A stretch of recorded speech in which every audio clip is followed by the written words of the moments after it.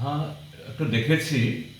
তবে চূড়ান্ত রায় কি দিয়েছে এটা এখনো বের হয়নি। কিন্তু যেটা বিভিন্ন মাধ্যম থেকে যে খবর পাওয়া গেছে, রাজ্য সরকার যে হলফনামা দিয়েছে সেই হলফনামায় আগামী সেপ্টেম্বর মাসের প্রথম সপ্তাহে এই এটা করার জন্য প্রস্তাব দিয়েছে এবং সুপ্রিম কোর্ট নাকি এতে সম্মতি দিয়েছেন।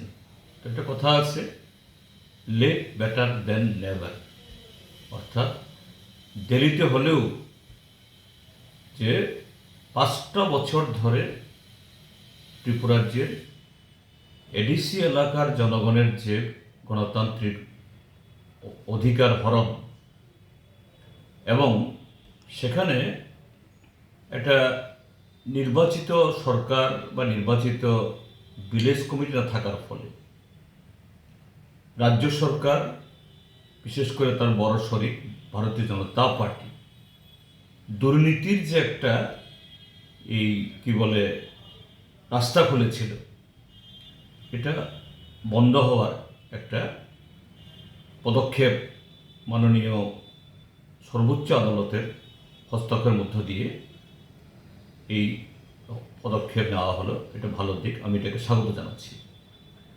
কিন্তু এখানে আরেকটা কথা আমি বলে রাখছি যে এটাও এমনি হতো না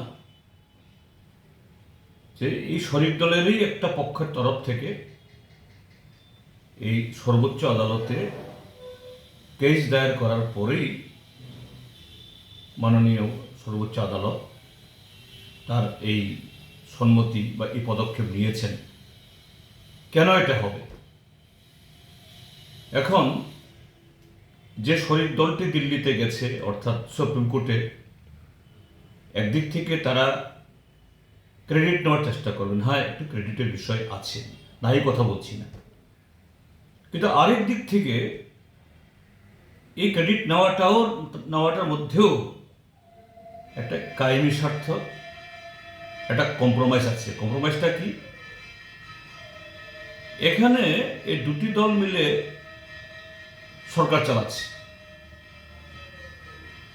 এখানে বহাল তবিতে তারা আছে। তাহলে যে বড় শরিক এরকম গণতন্ত্র হত্যা করছে, এত বড় অন্যায় করছে, যারা প্রতিনিয়ত যে নিজের জনগোষ্ঠীর তাদের কল্যাণ, তাদের অগ্রগতি, তাদের দুর্দশা নিয়ে এত কথা বলছেন, কেন এখানে ফসলা হলো না?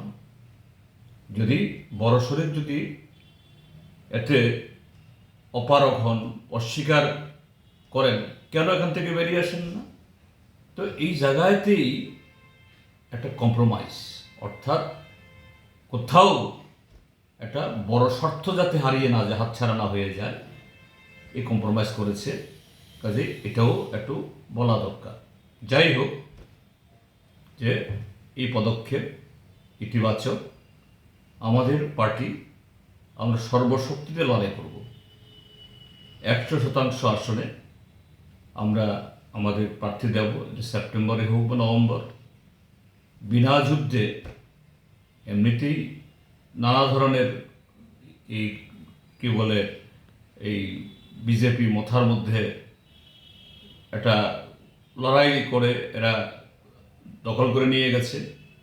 কিন্তু গ্রাম, এতে শুধু কিছু অর্থ করি না, যে ভিলেজ কমিটি মানে হলো যে গ্রামকে একটা ঐক্যবদ্ধ রাখা, গ্রামের মানুষকে শুধু অর্থনৈতিক দিক থেকে না, সামাজিক, সাংস্কৃতিক সমস্ত দিক থেকে নেতৃত্ব দেওয়ার এই ভিলেজ কমিটির তার একটা পবিত্র কাজ। সেই ক্ষেত্রেতে যাতে এই দুটি সুবিধাবাদী দল, দুর্নীতিবাজ দল, এদের দুর্নীতিবাজ বলতে কোনো অসুবিধা নেই, এরা একে অপরকেই দুর্নীতিবাজ বলে, এরা যাতে এখানে আবার জবরদখল না করতে পারে, তার জন্য আমরা বামপন্থীরা সমস্ত শক্তি দিয়ে এবং অন্যান্য সমস্ত যে শুভবুদ্ধি সম্পন্ন মানুষ, উন্নয়নকামী মানুষ, প্রগতিশীল মানুষ, তাদেরও সহযোগিতা চাইব গ্রামকে যাতে আমরা সুরক্ষিত রাখতে পারি।